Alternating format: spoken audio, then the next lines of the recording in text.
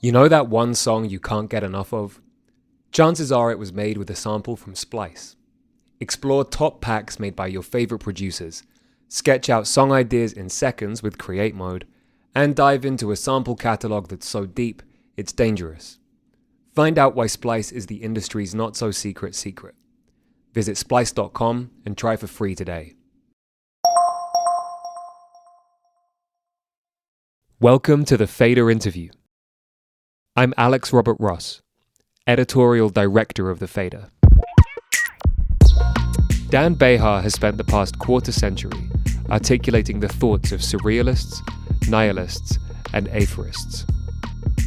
From his 1996 debut as Destroyer, We'll Build Them a Golden Bridge, the title of which is an allusion to Tolstoy, through the 2011 breakthrough Kaput, up to 2020's masterful Have We Met, the Vancouver-based solo artist has explored the fringes of syntax just as much as he has the outer limits of sophistopop and soft rock. His protagonists have, like erudite barflies at the end of a night, been difficult to fully comprehend, and they've often disappeared as soon as they've arrived.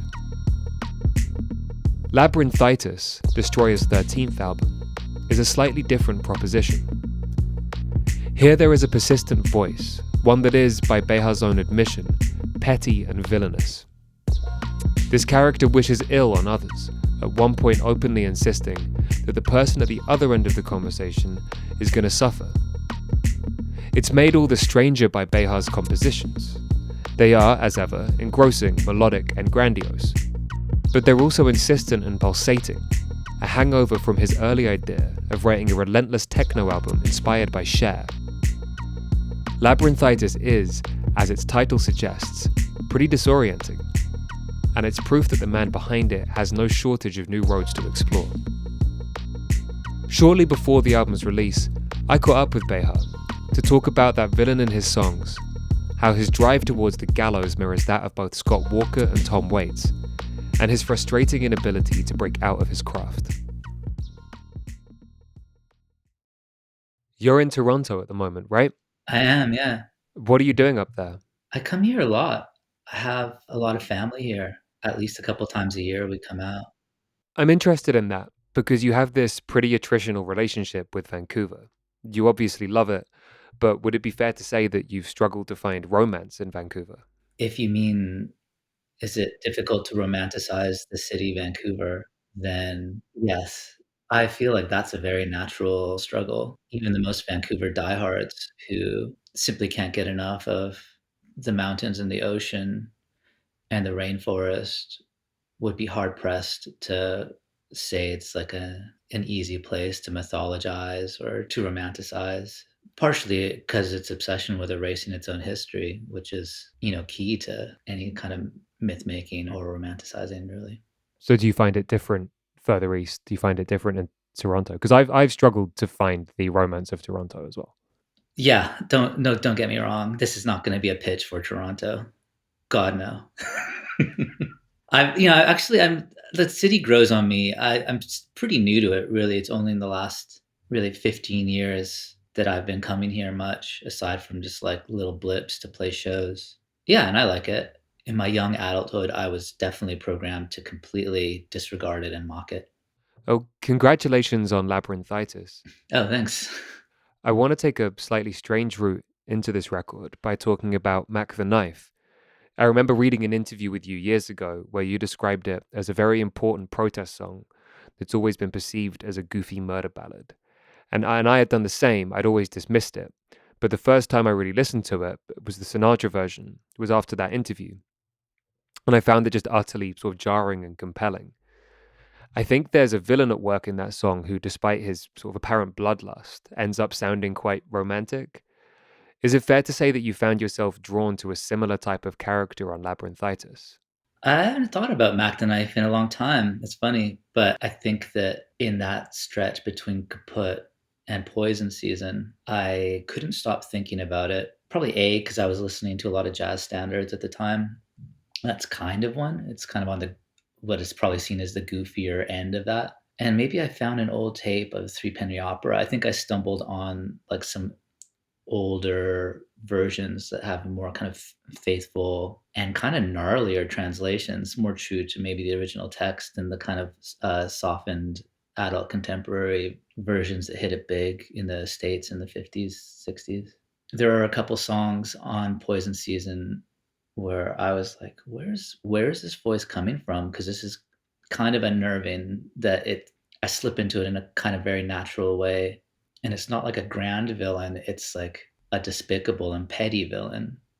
Because from what I recall of the murderer described in Mac the Knife, he's just the worst of the worst.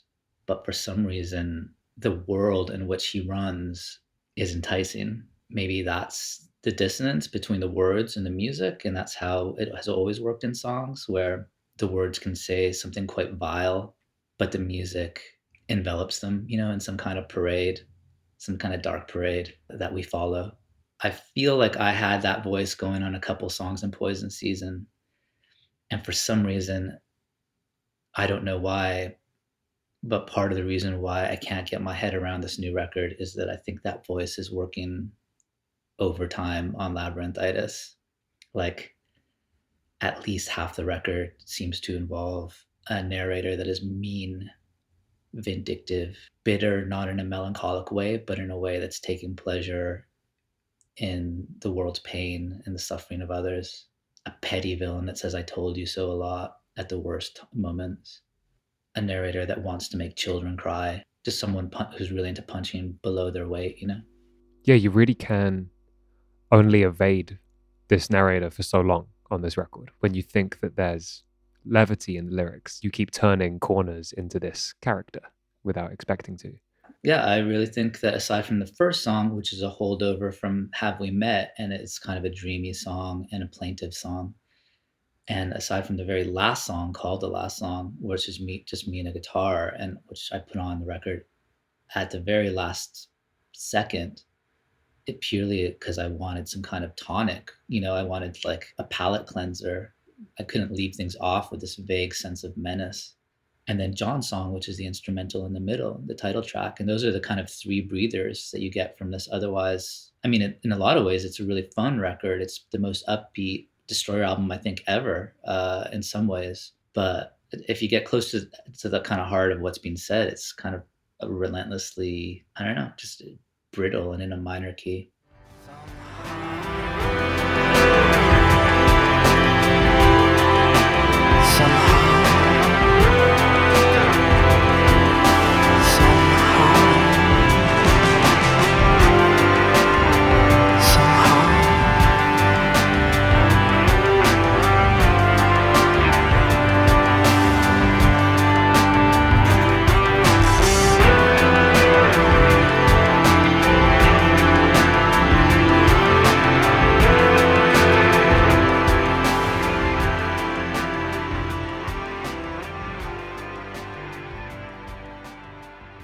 It's an extremely upbeat album. I don't know how tongue-in-cheek you meant this, but Cher was one reference point I know that you brought up. That was 100% serious. I wasn't expecting to start work with John again. I thought he had maybe closed a chapter on his life where he dives and loses himself in these sonic sounds, like these soundscapes, and then comes up for air months later. But when he started bugging me for music, that was one of the earliest conversations, was kind of like a high energy, relentless version of techno music, almost just like a side of Four on the Floor beats, and then like turn it over, and then another side of Four on the Floor beats. It didn't turn out that way, obviously, but some of the songs definitely I envisioned as just straight ahead club music. You've talked before about your relationship to art being that you want to feel confounded, and that might be a better approach for people to listen to your music, just being confounded by something, finding that sort of confusion and that dissonance and that disagreement between two elements. Is that intentional? I mean, my first thing that I want is kind of worrisome, because the first thing that I want is just to be emotionally crushed in some sense. I just want to stumble upon an amazing vista, especially in music, which is, you have such an immediate emotional reaction, or most of us do generally. It's hard to not want that. But what seems to keep me going in the studio and in like the actual creation of this stuff is, yeah, like stuff that doesn't necessarily talk to each other, but then for some reason, in at least in moments, really works and creates this third thing that was completely unexpected, you know? Sometimes I worry that it's like the novelty of the surprise, of the novelty of the discovery is kind of the thing that I'm into. Not that that's bad, but when you use the word novelty, it automatically makes you think that you're involved in something that's not deep. I guess maybe novelty is not the good word, but I definitely like to be shocked. I like to find my voice in really strange, sometimes hostile sonic situations. Labyrinthitis, the album, is a really good example of that. Probably pushed to a certain extreme, whether it's the second half of the song June, whether it's the entirety of the song Tintoretto, It's For You. Just stuff that I would never foresee in a million years. And once it's happening before my eyes, I'm just like, I can't help but follow it, even though sometimes I think I'm just following it into a disaster, you know?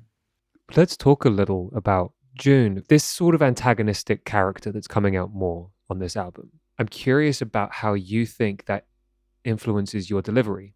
And on June, particularly a song like June, I think could be an interesting case study for that because you have, in the last 3 minutes of that song, you have nothing else to fall back on. You don't have melody to fall back on. It's entirely your cadence and your tone. How much do you have to think about, I mean, almost in a sort of actorly kind of way, think about the way that you're delivering these lines when you're inhabiting this certainly difficult character? Part of me didn't think about it very much because think if I had, I would have frozen. Because the idea of doing something that's spoken word or maybe even vaguely inspired by hip hop, just like stuff that I have no experience with at this point, I automatically just assume that I'm going to fall flat on my face and it's going to be a total embarrassment and just like the one in a series of middle-aged nightmares that usually happens with singers once they get older. What I discovered though with June was because that was a 3-minute song and then John just whipped up this kind of incredible 3-minute outro that needed something over it. And once I got over like the initial shock of my just me speaking things, I discovered that it came really naturally to me and in fact became one of the more pleasurable experiences of recording this album. Even if I just whipped off, I whipped off like 8 and they're all just variations. I did it probably over the course of 25 minutes, a couple whiskeys. And I think John just kept the first one, sounded like the most natural. It wasn't my favorite piece of writing, but it definitely had the feeling that I was kind of speaking to myself in real time, which was kind of a nice thing. And I think the freedom of not having to sing melodies, especially the first half of June being like a very sing-songy, kind of jaunty number melodically, peppered with questionable lines about, me just insulting snowmen and stuff like that, or snow angels. The writing for the second half of June, it's the kind of stuff I have reams of. It's like the stuff that the world never sees, but comes really naturally to me. But I don't know how to stick that stuff in songs. I don't really know how to sing it. Just finding that this kind of questionable narrator, this broadcaster, that voice came pretty easy to me in a way that was surprising and made me think, oh, maybe this is something I would like to explore more. I haven't because I haven't written a single song since doing the last song, but every Destroyer album seems to have one or two moments that seem like a way forward for me. And I would say that even though it could lead down some pretty dicey roads, that the second half of June, when it was finally said and done, felt like this could be something I could explore more. So something where you're putting the weight of drama really on your cadence and your delivery, much more so than melody. I feel like it's been going in that direction, even though I haven't wanted to fess up to that because songs is all I know and all I've done with my life for pretty much my entire adult life. But my aversion to chords, my aversion to song structure, my aversion to touching an instrument, it all kind of it's all kind of leading there. I don't really know what there looks like, but it's really diction and cadence most is kind of what's at the forefront of my mind for the last few years. Unfortunately, you can be an amazing singer and still play a lot with diction and cadence, like Billie Holiday say it's like a master of diction. But I'm not a master of tone. Just me becoming someone who recites things over insane sonic backdrops is something I could explore. Oh, Aggie, your beating heart was a carriage made of gold. How the arithmetic of this guitar melts your heart is beyond me. And when I say beyond me, I mean beyond me. Love you, I barely know you. It goes to show who really knows what love is. The branches, the breeze, the roiling seas, none of it seems worth mentioning. Though I'm in the process of figuring it out, even if it's elementary. Scrapyard angel, wings of brass, ash, a river called trash. And speaking of life, like this is what life's like.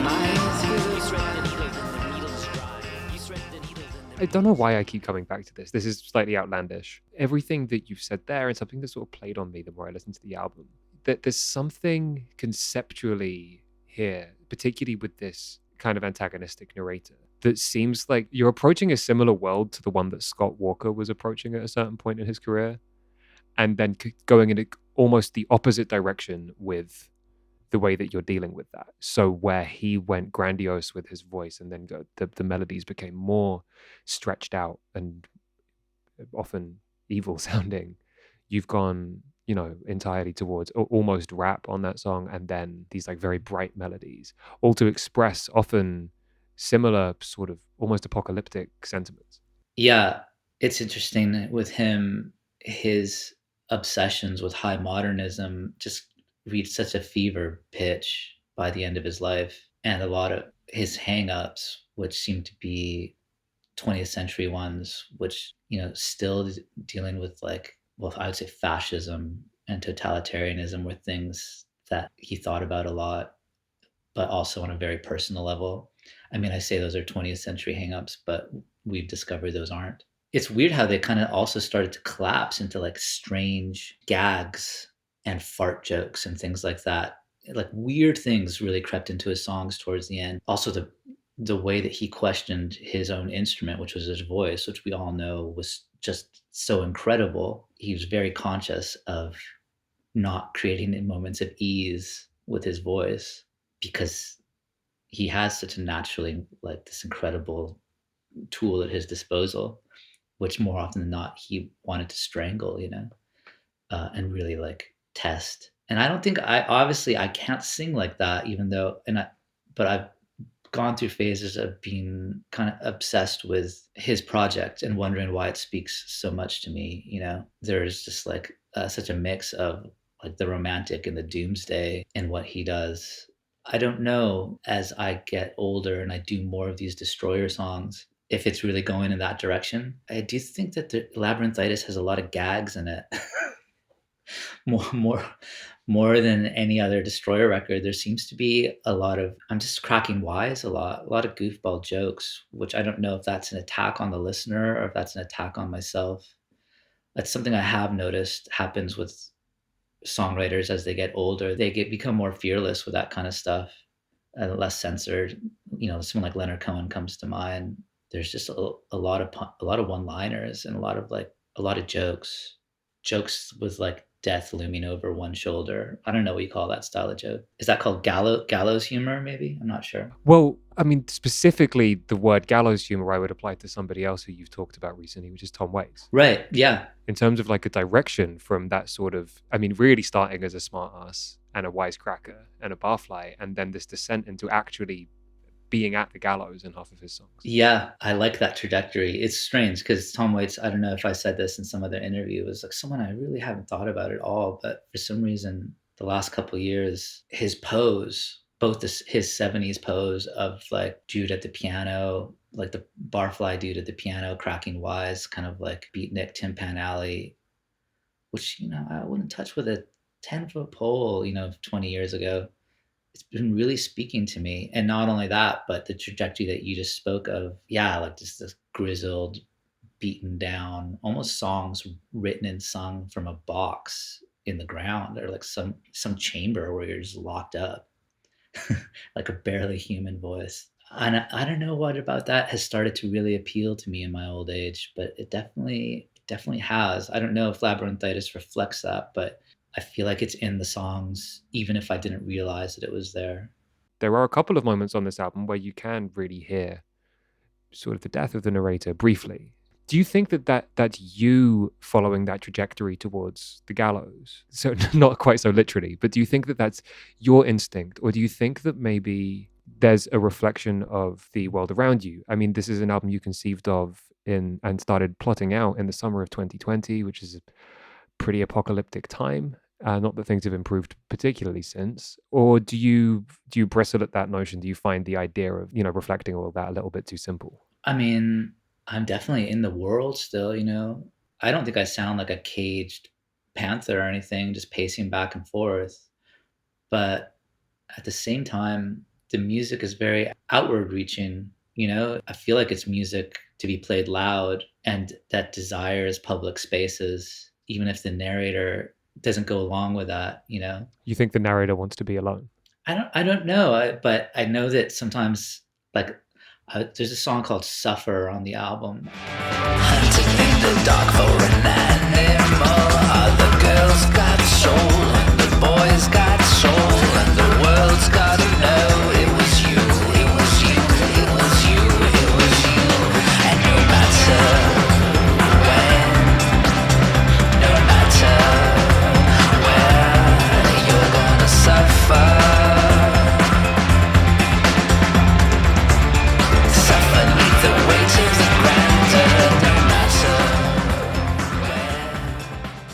I really pictured that as a techno song because I feel like it's easier to be laid back and slightly awry and slightly villainous in club music. But it turned into this kind of like 90s Glastonbury sounding song.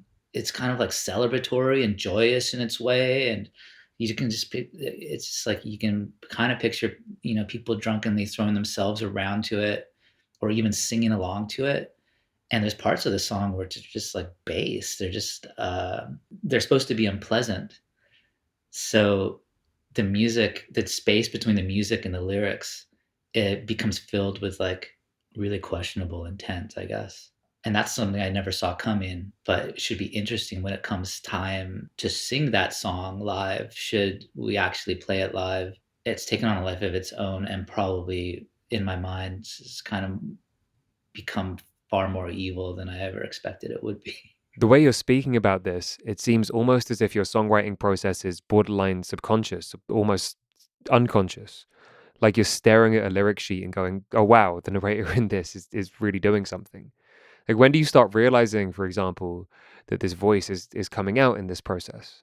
I feel like I'm doing that more and more discussing this record than I ever have, probably because I'm trying to distance myself for some reason from the song somehow, because what I really want to be doing is capturing how the light hits the water perfectly in melody and in lyric. My vision of myself is way more zen, just like drunken Buddhist monk describing the leaf as it falls to the ground. And I'm not currently doing that. In fact, labyrinthitis, I feel, couldn't be more opposite. But when you picture yourself aging gracefully in song, these are the kind of images that I have not, and it's not June, it's not Tintoretto, it's for you, it's not Suffer, it's not It Takes a Thief. But I don't question it because it is very unconscious. It's not me writing, it's me just muttering things to myself. For the most part, it's just my mutterings that I capture in real time and then turn into songs. The only thing that sounds like a bunch of writing that I did and then tried to apply to music would be the spoken word kind of rapping part of June. But everything else is just this kind of spew that comes out of me, and I don't direct it, and I am getting worse and worse at predicting it. Tintoretto is for you. The ceiling's on fire, and the contract is binding your little one sick. At the sight, insert 3 syllables here at night. They drop you from a great height into a war that you were born to lose.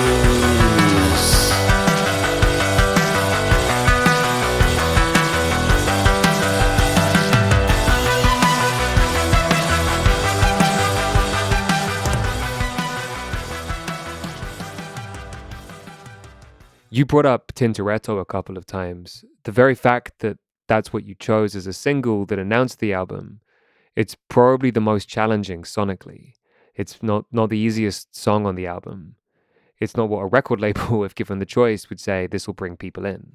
Yeah, I'm kind of one of I should be firing my record labels right now just for having let me do that. In retrospect, this I don't know who likes that song aside from maybe the producer, and I really like the song, don't get me wrong, but at every level, it barely scans as a typical Destroyer song. It's not the kind of music I listen like Bill Evans and stuff. I don't put on music that sounds like Tintoretto, It's For You. That being said, I like the cackle, the subject matter, which is like someone who's just kind of cackling along, basically a really lame, petty version of the Grim Reaper, telling someone that their time's up over and over again.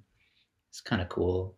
And the music is so out there as far for me that I was just like, this is too crazy of a world not to present. I feel like what I like for instance, that song, it's a very like complete statement, even if the statement itself is one that I find confusing or not even one that like musically I normally gravitate towards. It has like a strong vision behind it. The kind of sonic world that John created and the parts that the band came up with, and then whatever force of the vocal has in the words. And so I felt safe in steering into that because it seemed airtight, even if it's airtight in an unpleasant way. And it just seemed also like something we'd never done before, which at this point seems strange, is kind of surprising to still be stumbling on terrain that is uncharted for us at this point. So the fact that a sound or like an atmosphere comes out of nowhere, I got swept up in it. That being said, because I have no work ethic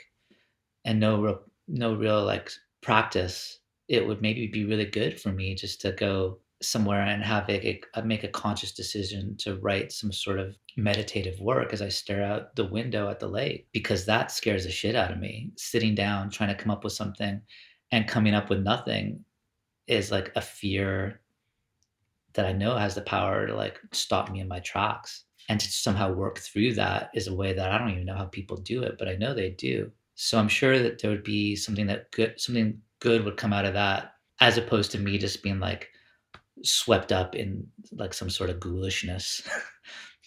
Ghoulishness being how I describe that song. Do you think that's why you haven't written since the last song? I mean, I'm writing way slower these days, and I'm only really capable of doing one thing at a time. So I seem to start writing stuff, and then when I can sing a song from beginning to end a cappella, I will like concede to the fact that maybe I need some form of chord structures for that song. And then, I'll either start this kind of weird back and forth with John that I've done with the last couple albums, or I'll present the songs to the band. Were we to try and do a record like Poison Season again? And then, we make the record. I stew about the record. We learn to actually play the songs and we go and play them in front of people and we travel around and do that. And when it's all over, then I seem to start thinking about writing things again. I do daydream about getting off that treadmill, about just playing piano for piano's sake, writing things that I like without having in the back of my head of how does this fit in with music? How would this work as a song? How can I like pile drive this into a song? I like the idea of having like some kind of schedule that structures my day, as opposed to just having like kind of words just land on me every once in a while, and if I like them, I'll record them. So we'll see. Yeah, I mean, it's funny, you get to the end of an album and more over the last few records, you can't picture writing another song, and then you just do. But hopefully it's changing or it's morphing all the time. You described the last song as like a tonic, like a palate cleanser. And the implication there being maybe that you're thinking about your audience, or was that more for you? I think it was for me. I think I was feeling really lost inside the album. It was like the more I was feeling the title Labyrinthitis, I feel like I was truly disoriented inside of it in a way that I really liked and found exciting, but I found it also exhausting. My antidote, which I didn't see coming because I didn't sit down and write the last song. It just kind of came. One clue is that I sat down and I picked up the acoustic guitar, which is something that I've probably done 3 times in the last 10 years. I don't touch it to write songs. I don't touch it in general. But it's still linked to some kind of very primeval version of myself, the version of myself that first started doing this when I was 22. It's a solemn song, but it's kind of turns into a bit of a solemn sing-along number at the end. Some people thought that song was 20 years old or 25 years old when they first heard it. It's not, but it's like reaching back into a part of me that I discover every few years is still there. And it, kind of sounds a little bit like me serenading myself. I desperately needed some form of punctuation for the album. I don't need a closure necessarily, but I don't know, it just needed grounding, and it needed a moment. It needed something reflective. It needed just some kind of space where you just like exhale. And that was kind of what that song was for me. You get up, you stand up, you pull your head on out of nooses. You don't know what the news says on any given day. You fake say hello, and you fake say goodbye. You point your head up at the sky and say, oh, I'll look at the sun.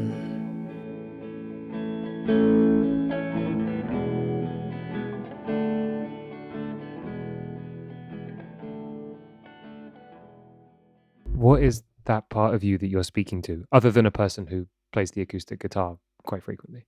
On a very practical level, it's someone who is a professional ditty writer. It's not some kind of grand conceptual work sonically or lyrically.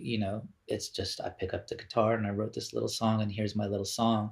It's kind of the anti-June in a lot of ways. And it's kind of a reminder to myself that that's what I do. And it seems hemmed in and it seems troublesome, but that's still the case. That's what I do. And the rest of it is kind of me playing ringmaster in a way that it's a lot more desperate and a lot more like I get lost. I lose track of what things are supposed to be. I cross my fingers and hope for the best. I listen to a lot of other voices and get excited about them, but I lose my way. And so it was just nice to find myself squarely at the end of the record, even if it's in this incredibly modest way. And also lyrically, the song is a bit of a pep talk, just get through another day. You don't sound entirely satisfied with the pep talk you've given yourself there. Not in the least, yeah. I mean, my delusions of grandeur are such it's going to take more than the last song to talk me down from the ledge, The craft that I know, which is slinging words at melodies and chords, and then what I dream about, which is just a way, way bigger canvas than that. I thought maybe at this point, this many records in, with me turning 50 this year and having written 100, I thought maybe I would have reconciled all this by now. So the fact that it's less reconciled than ever is kind of like dizzying to me, or disconcerting, but also exciting, I guess. Well, that seems like a appropriately bittersweet place to leave things, Dan. Possibly, yes. I really appreciate you making time to talk to us. Thank you. Thanks. That was Dan Bejar of Destroyer talking to The Fader. Destroyer's new album, Labyrinthitis, is out now via Merge. The Fader interview is engineered by Tony Giambroni. The executive producer is Alex Robert Ross, and the associate producer is Raphael Helfand. We'd like to thank Lauten Audio for providing our microphones. You can find them online at lautenaudio.com. And we'd like to thank James Ivey for providing our intro music. If you enjoyed today's episode, we'd appreciate if you left a 5-star rating and review. If you like listening to The Fader, good news. We're now on the live radio app AMP. Download it from the App Store and check out our shows with the access code FADERONAMP. And keep an eye on thefader.com for essential music news, interviews, and essays. We'll be back next week with another episode of The Fader Interview. Goodbye until then.